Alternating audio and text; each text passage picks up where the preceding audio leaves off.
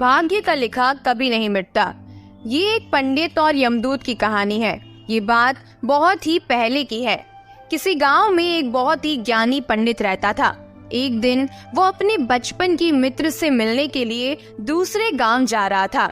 वो मित्र बचपन से ही गूंगा और एक पैर से अपाहिज था। मित्र का गांव काफी दूर था। रास्ते में और भी कई छोटे छोटे गांव पड़ते थे। पंडित अपनी धुन में चला ही जा रहा था कि रास्ते में उसे एक और आदमी मिल गया। वो भी पंडित के साथ साथ चलने लगा।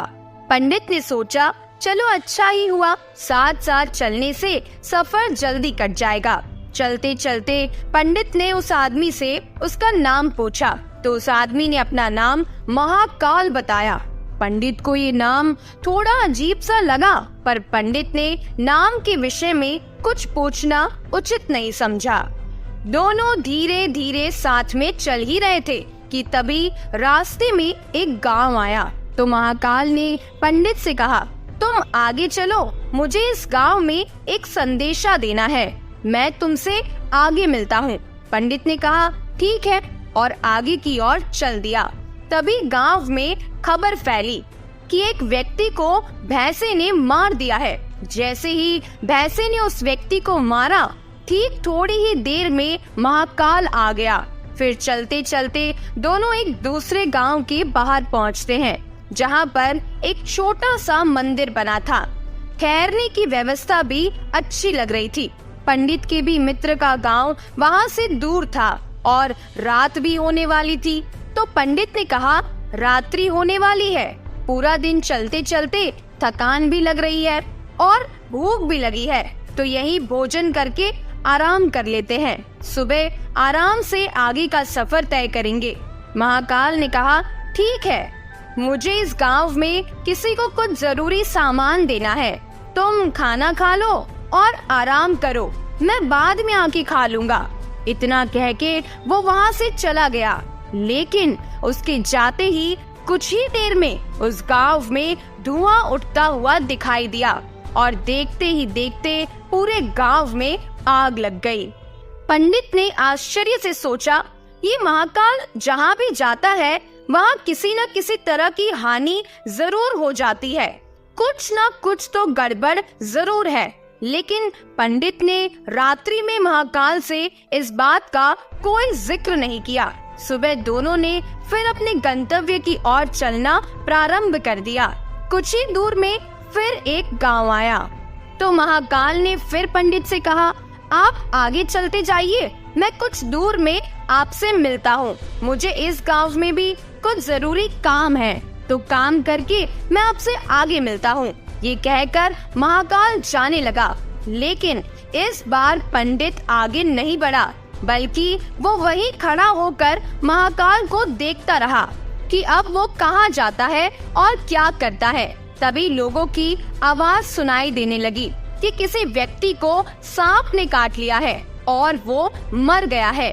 ठीक उसी समय महाकाल फिर से उस पंडित के पास पहुंच गया, लेकिन इस बार पंडित से सहन नहीं हुआ। उसने महाकाल से पूछ ही लिया कि तुम जिस भी गांव में जाते हो वहाँ कोई न कोई नुकसान जरूर हो जाता है, क्या तुम मुझे बता सकते हो ऐसा क्यों होता है? तो महाकाल ने जवाब दिया, पंडित जी, आप तो मुझे बहुत बड़े ज्ञानी मालूम पड़े थे, इसीलिए मैं आपके साथ चलने लगा था, क्योंकि ज्ञानियों का संग बहुत अच्छा होता है। परंतु आप अभी तक समझ नहीं पाए मैं कौन हूँ? पंडित ने कहा, मैं समझ गया हूँ, लेकिन मुझे कुछ शंका है। अगर आप ही अपना उपयुक्त परिचय दे दे तो मुझे आसानी होगी। महाकाल ने जवाब दिया, मैं यमदूत हूँ और यमराज की आज्ञा से उन लोगों के प्राण हरण करता हूँ जिनकी आयु पूर्ण हो चुकी है। हालांकि पंडित को पहले से ही इस बात की शंका थी, फिर भी महाकाल की मुंह से ये सुनकर पंडित घबरा गया, लेकिन फिर से हिम्मत करके बोला, अगर ऐसी बात है और अगर सच में तुम एक यमदूत हो तो बताओ अगली मृत्यु किसकी है? यमदूत ने जवाब दिया, अगली मृत्यु तुम्हारे उसी मित्र की है जिससे तुम मिलने जा रहे हो, और उसकी मौत का कारण भी तुम ही बनोगे। ये बात सुनकर पंडित सहम सा गया और सोच में पड़ गया कि वास्तव में ये महाकाल यमदूत हुआ तो उसकी बात भी सही होगी और उसके कारण मेरे बचपन के सबसे घनिष्ठ मित्र की मृत्यु हो जाएगी। इसीलिए अच्छा यही होगा कि मैं अपने मित्र से मिलने ही ना जाऊं। कम से कम मैं तो उसकी मृत्यु का कारण नहीं बनूंगा। महाकाल ने कहा, तुम जो सोच रहे हो वो सब मुझे पता है, मगर तुम्हारे अपने मित्र से मिलने ना जाने से नियति नहीं बदल जाएगी। तुम्हारे मित्र की मृत्यु निश्चित है और वो अगले कुछ ही क्षणों में घटित होने वाली है। महाकाल के मुंह से ऐसी बातें सुनकर पंडित को झटका सा लगा, क्योंकि महाकाल ने उसके मन की बात जान ली थी, जो एक साधारण व्यक्ति के लिए संभव नहीं है। अब पंडित को विश्वास हो गया कि ये महाकाल सचमुच में ही यमदूत है, इसीलिए वो अपने मित्र की मृत्यु का कारण ना बने, इस कारण वो पीछे की ओर मुड़ा और अपने गांव की ओर जाने लगा। परंतु जैसे ही पंडित मुड़ा, उसका मित्र तेजी से उसकी ओर आता हुआ दिखाई दिया, जो पंडित को देखकर अत्यंत प्रसन्न दिख रहा था। अपने मित्र के आने की गति को देखकर पंडित को ऐसा लगा मानो उसका मित्र बहुत समय से उसके पीछे ही आ रहा है, लेकिन वो बचपन से ही गूंगा था और पैर से अपाहिज था, इसीलिए ना तो वो पंडित तक पहुंच पा रहा था और ना ही पंडित को आवाज देकर रोक पा रहा था। लेकिन जैसे ही वो पंडित के पास पहुंचा, अचानक उसकी मृत्यु हो गई। पंडित हक्का बक्का होकर महाकाल की ओर देखने लगा, जैसे कि वो पूछना चाह रहा हो कि आखिर क्या हुआ। महाकाल पंडित के मन की बात समझ गया और बोला, तुम्हारा मित्र पिछले गांव से ही तुम्हारे पीछे पीछे आ रहा था, लेकिन वो अपाहिज और गूंगा होने की वजह से तुम तक नहीं पहुंच सका। उसने अपनी संपूर्ण ताकत लगाकर तुम तक पहुंचने की कोशिश की, लेकिन बुढ़ापे में बचपन जैसी ताकत नहीं होती, इसीलिए हृदय आघात के कारण तुम्हारे मित्र की मृत्यु हो गई। क्योंकि तुमसे मिलने के लिए वो अपनी सीमाओं को लांघते हुए तुम्हारे पीछे पीछे भाग रहा था, इसीलिए अपने मित्र की मृत्यु का कारण तुम ही बने। अब पंडित को विश्वास हो चुका था कि सच में महाकाल एक यमदूत है और उसका कार्य जीवों के प्राणों को हरना है। पंडित एक ज्ञानी व्यक्ति था, इसीलिए वो ये भी जानता था कि मृत्यु पर किसी का बस नहीं चलता, सभी जीवों को एक न एक दिन तो मरना ही है। यही सोचकर उसने अपने आप को संभाल लिया। लेकिन अचानक पंडित के मन में अपनी मृत्यु के बारे में जानने की इच्छा हुई, इसीलिए उसने महाकाल से पूछा, जब मृत्यु मेरे मित्र की होनी थी तो तुम शुरू से ही मेरे साथ क्यों चल रहे थे? महाकाल ने जवाब दिया, मैं तो सभी के साथ चलता हूँ और हर क्षण चलता रहता हूँ, किंतु लोग मुझे पहचान नहीं पाते, क्योंकि लोगों के पास अपनी समस्याओं के अलावा किसी और व्यक्ति, वस्तु या घटना के संदर्भ में सोचने या उसे देखने समझने का समय ही नहीं होता। तो पंडित ने कहा, क्या तुम बता सकते हो मेरी मृत्यु कब और कैसे होगी? महाकाल ने कहा, हालांकि किसी सामान्य जीव को ये जानना उपयुक्त नहीं है, क्योंकि कोई भी जीव अपनी मृत्यु के बारे में जानकर दुखी ही होता है, लेकिन तुम ज्ञानी व्यक्ति प्रतीत होते हो और अपने मित्र की मृत्यु को जितनी आसानी से सहन कर लिया, उसे देखकर लगता है कि तुम तुम्हारी मृत्यु के बारे में जानकर भी दुखी नहीं होंगे। तो सुनो, तुम्हारी मृत्यु आज से 6 महीने बाद आज ही के दिन किसी दूसरे राज्य में फांसी लगने से होगी, और सबसे आश्चर्य की बात तो ये होगी कि तुम स्वयं खुशी से अपनी फांसी को स्वीकार कर लोगे। इतना कहकर महाकाल जाने लगा, क्योंकि महाकाल के पास पंडित के साथ चलते रहने का अब कोई कारण नहीं था।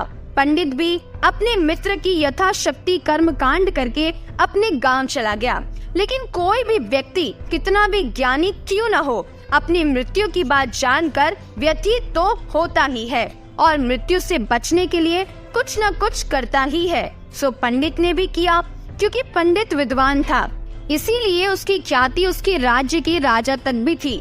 तो पंडित ने सोचा, राजा के पास तो कई ज्ञानी मंत्री होते हैं, तो मेरी मृत्यु से संबंधित समस्या का कोई न कोई हल जरूर निकाल ही लेंगे। और पंडित ये सोचते हुए राज दरबार में पहुंच जाता है और राजा को सारा वृतांत सुनाता है। राजा ने ये बात अपने मंत्रियों को बताई और उनसे सलाह मांगी। अंत में सभी ने विचार विमर्श करके कहा, अगर पंडित की बात सही है तो उसकी मृत्यु भी 6 महीने के बाद ही होगी।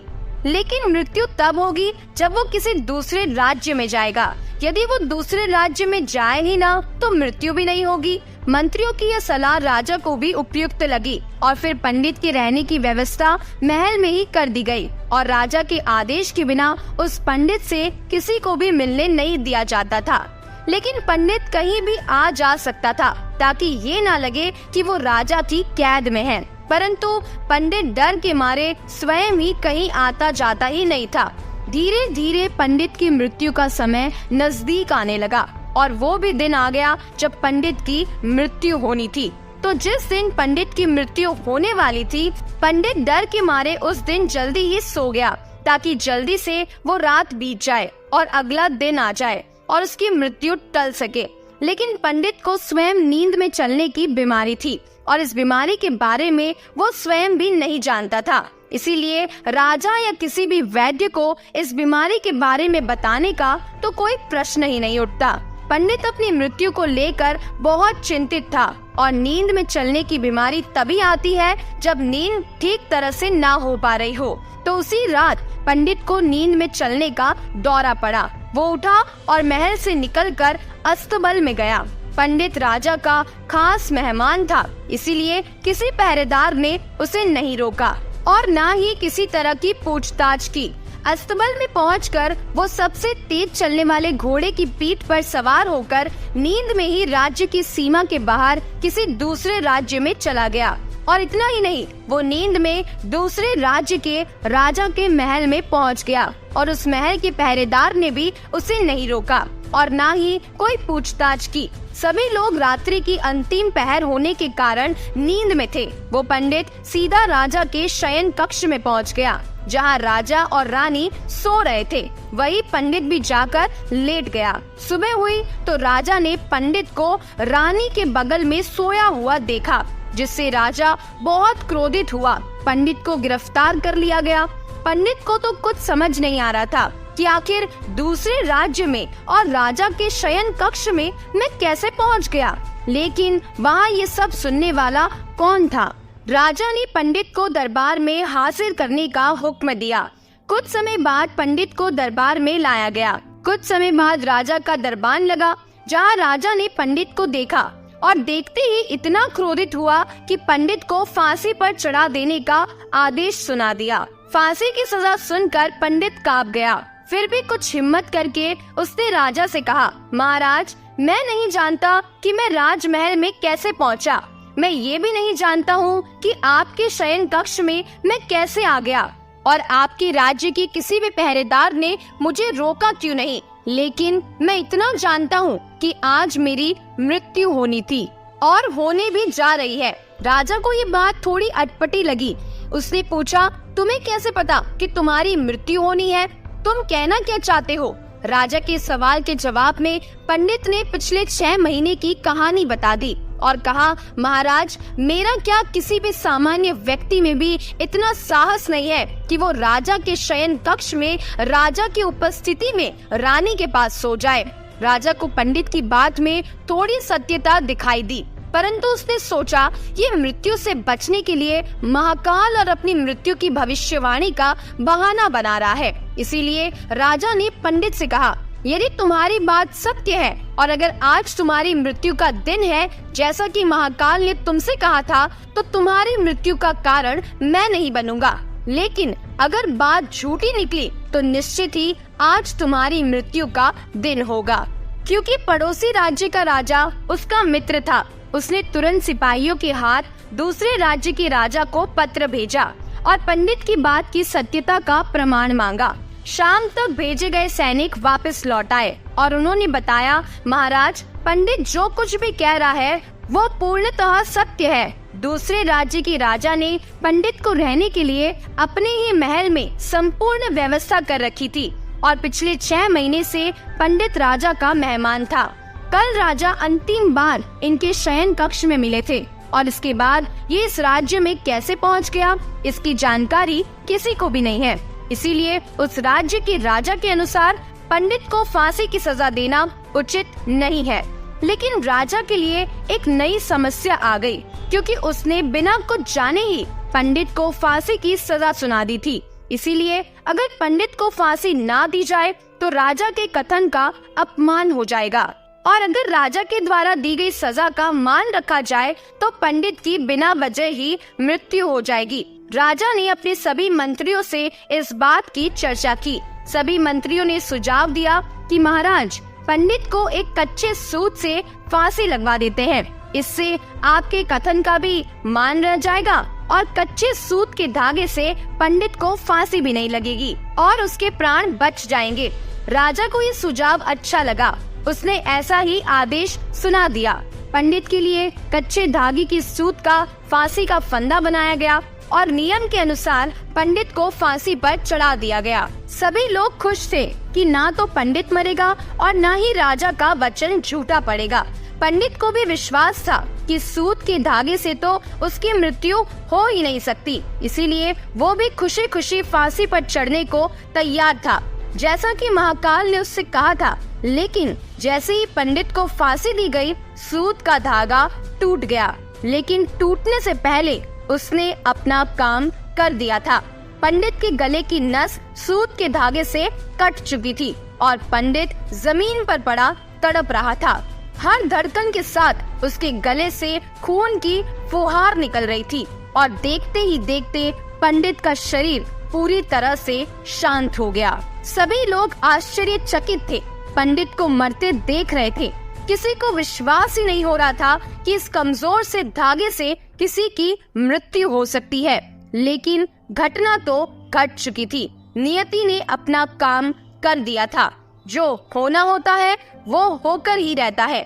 हम चाहे जितनी भी सावधानियां बरते, जितना भी उपाय कर ले, लेकिन हर घटना और घटना की पूरी प्रणाली पहले से ही तय होती है, जिसे हम थोड़ा सा भी इधर उधर नहीं कर सकते। इसीलिए ईश्वर ने हमें भविष्य जानने की क्षमता नहीं दी है, ताकि हम अपने जीवन को ज्यादा बेहतर तरीके से जी सके। और यही बात उस पंडित पर भी लागू होती है। यदि पंडित ने महाकाल से अपनी मृत्यु के बारे में ना पूछा होता तो 6 महीने राजा की कैद में रहकर डर डर के जीने की बजाय ज्यादा बेहतर जिंदगी जीता। आपको ये छोटी सी कहानी कैसी लगी, कमेंट करके जरूर बताइएगा। ऐसे ही और भी प्रेरक कहानियों को सुनने के लिए चैनल को सब्सक्राइब जरूर कीजिएगा। तो मिलते हैं एक और नई कहानी के साथ। तब तक के लिए अपना ख्याल रखिएगा। वीडियो को पूरा देखने के लिए आपका बहुत बहुत धन्यवाद।